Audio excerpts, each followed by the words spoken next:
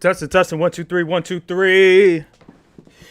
We are here, ladies and gentlemen.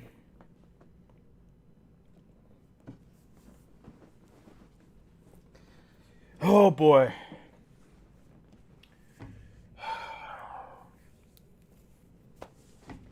Where do I begin? So, last Saturday, we recorded the podcast. By the way, go check out the latest podcast episode.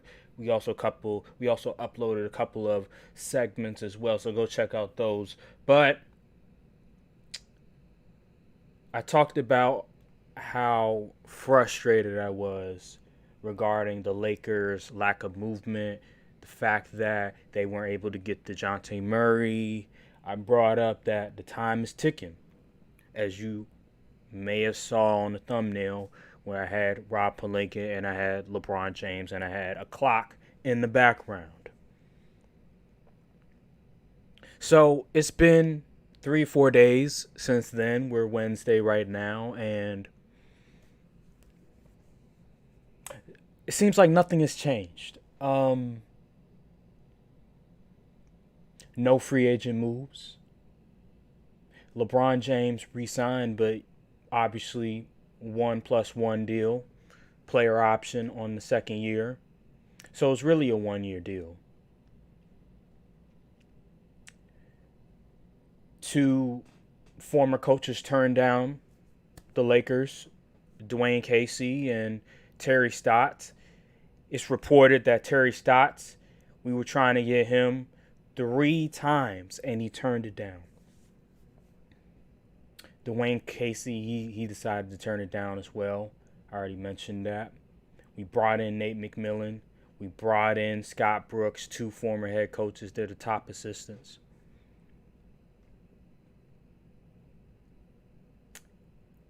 Obviously, Bronny James, we drafted him.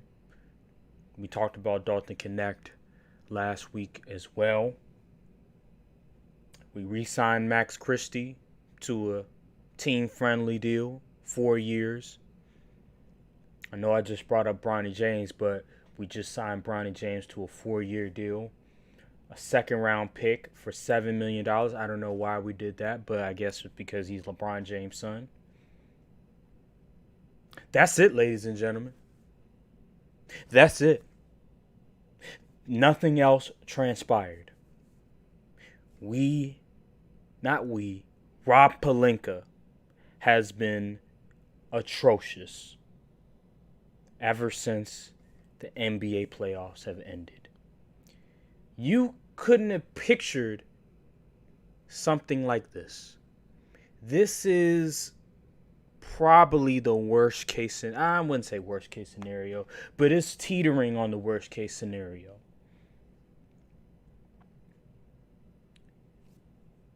You had all this time from the beginning of May to where we are now, which is July, to prepare for free agency, to prepare for these moments. And what happened? Everything crashed and burned.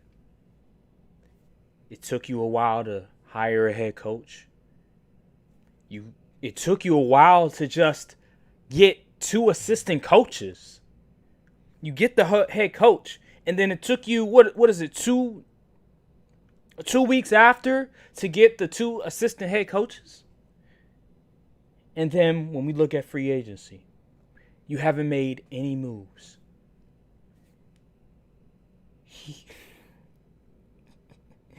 This is a GM, ladies and gentlemen.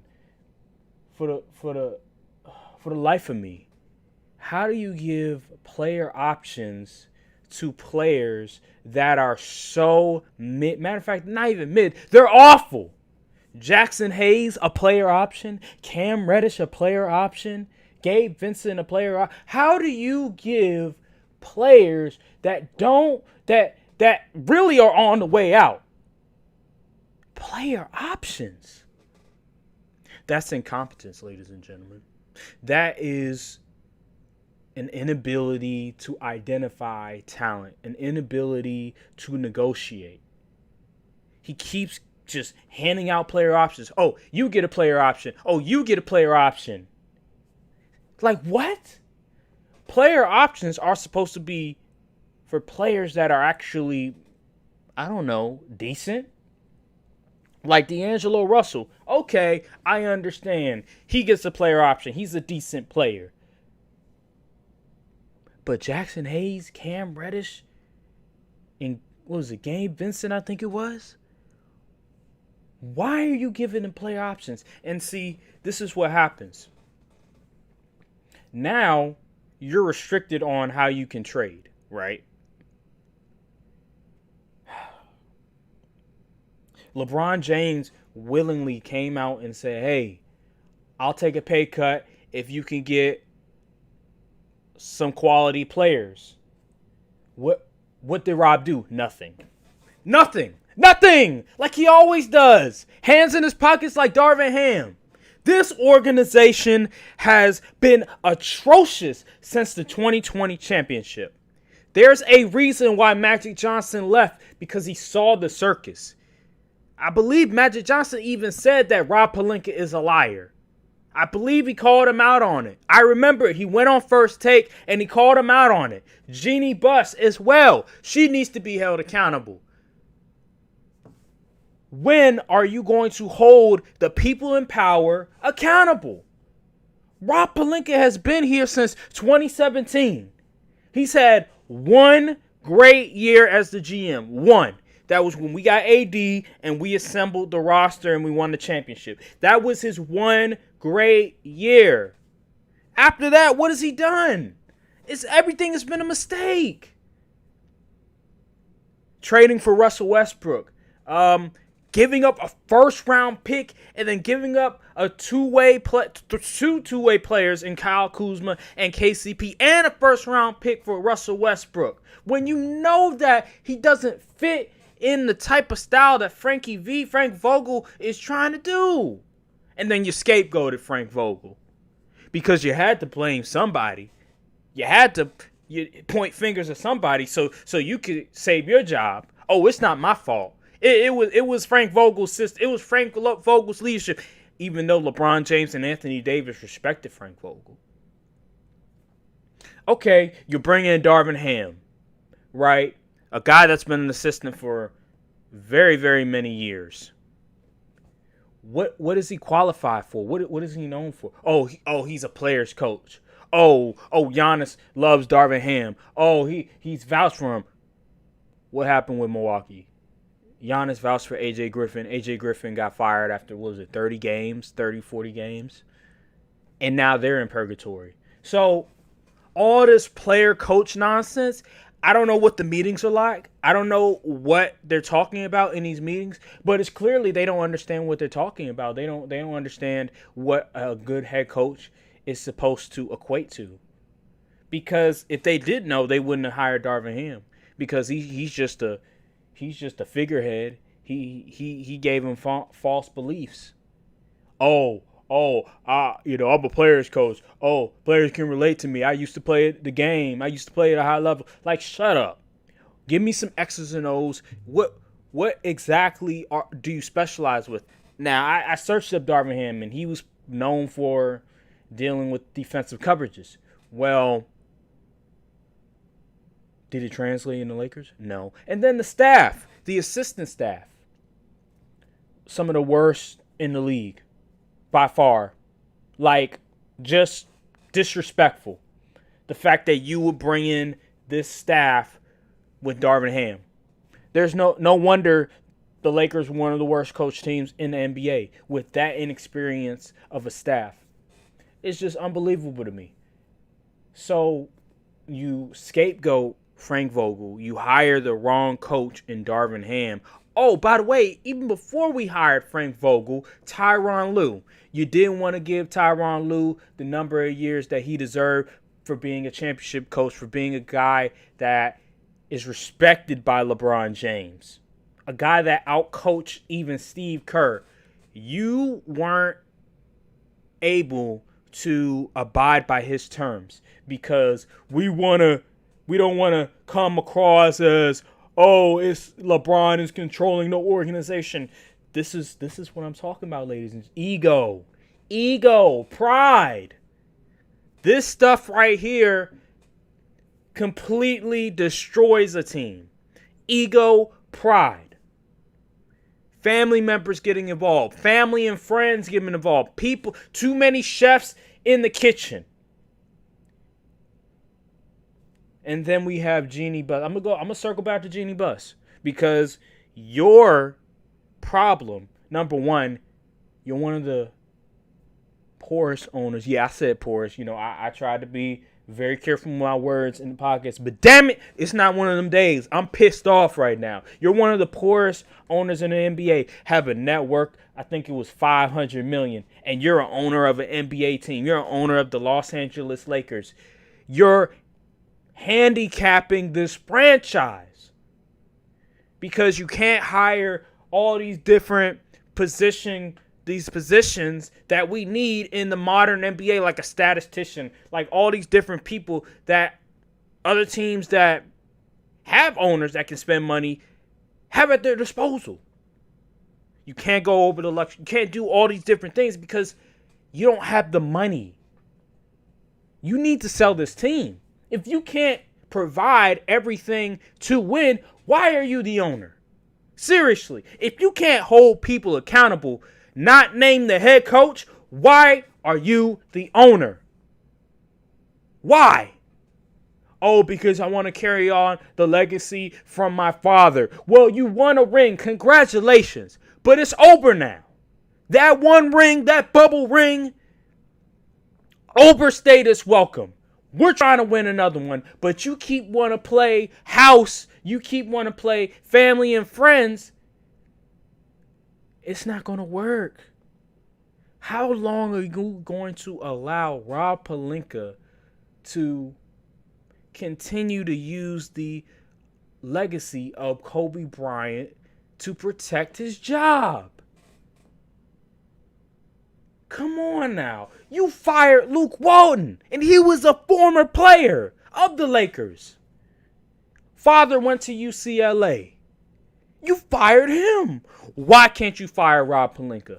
What is it about Rob Pelinka that has you fantasize, that you love so much? It makes no sense. You can get rid of all these coaches. Get rid of a player. Go to the media and talk negatively about a player, about a coach, etc. But you won't hold the person most responsible with the dysfunction going on. You can't hold him accountable. No, because Kobe must have vouched for him, and you can't let go. Because Kobe vouched for him. Man, get out of here, bro. Magic Johnson alluded to this. He said it. He warned y'all, and you're still taking a blind eye by it. You're still taking a blind eye by it, man. How long is enough? I don't know I'm out. Like I'm done with this team.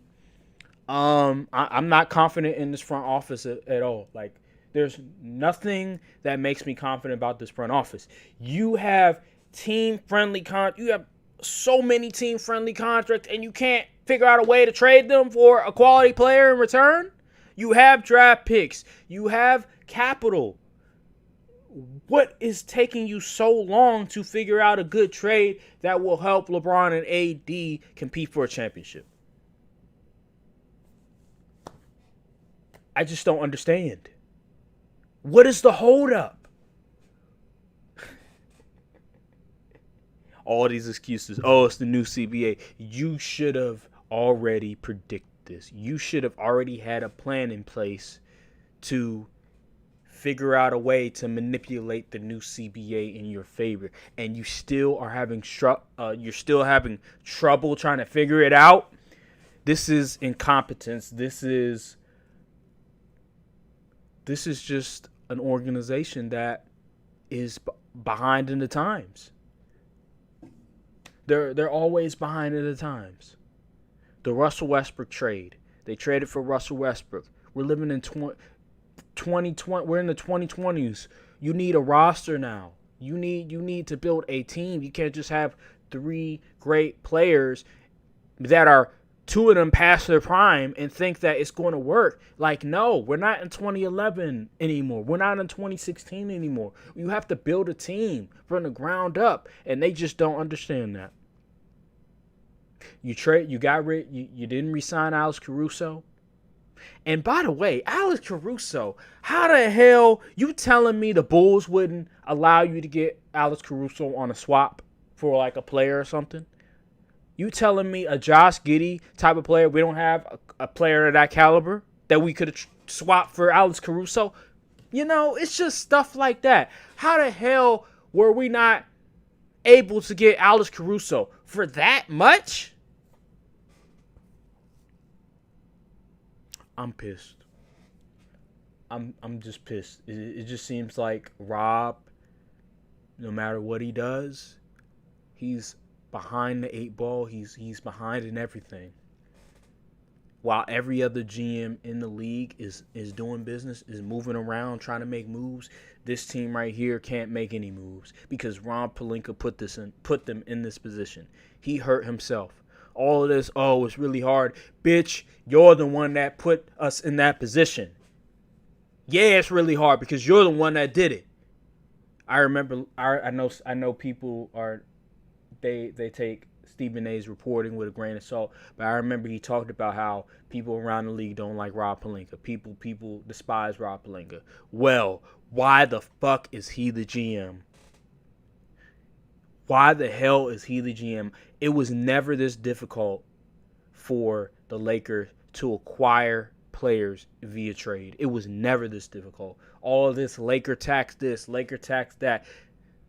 Ever since Rob Pelinka has been the GM, we've heard those terms, Laker tax. Before then, I ain't never heard the term Lakers tax. I ain't never heard of a free agent like a Klay Thompson saying that, oh, yeah, the reason why I want to go to the Mavericks instead of the Lakers partly is because of taxes. I ain't never heard of that before from a free agent. That's just an excuse to cover up whatever it is that he really feels about a team. And that is the Lakers. They're an embarrassment. Jeannie, Rob has pretty much stained this organization that was once a great name, one of the great freaking teams of our lifetime. 17 championships, by the way, ladies and gentlemen. 17 championships. And these teams look at them as just a laughingstock, a clown show. How do you have LeBron and Anthony Davis and you're still looked as a clown show? And last thing, you see what happens when you keep continuously scapegoat head coaches? It makes your organization, it puts a stain on your organization when it comes to trying to acquire assistant head coaches, trying to acquire coaches that can provide really good work for your team. Now, we were able to get Nate McMillan and Scott Brooks, but I'm not moved by those coaches. Let's refresh our memory real quick. Nate McMillan got fired from the Atlanta Hawks because he couldn't get along with the players. The players did not like Nate McMillan. He has an old school mentality that the players weren't really rocking with. Let's go to Scott Brooks. The Portland Trail Blazers decided to not renew his contract. Why? Because his offensive schemes suck. They suck. Go to Oklahoma City Thunder. ISO ball, one-on-one heavy. I remember there was a stat that talked about how Kevin Durant, I think they said he took like the most contested shots while he was in OKC with Russell Westbrook. How does that happen with that much talent? It's because Scott Brooks is not a good offensive coach. He goes to Washington. Okay, they win some games, but then eventually they get exposed offensively. Very generic, rely too heavily on John Wall and his greatness and Bradley Beal creating for others. There's nothing good about Scott Brooks. I mean, yeah, can he get along with the players? Sure. But in terms of his schemes and X's and O's, I'm not moved by it. And Nick McMillan, the players don't like him. But it is what it is. I'll see.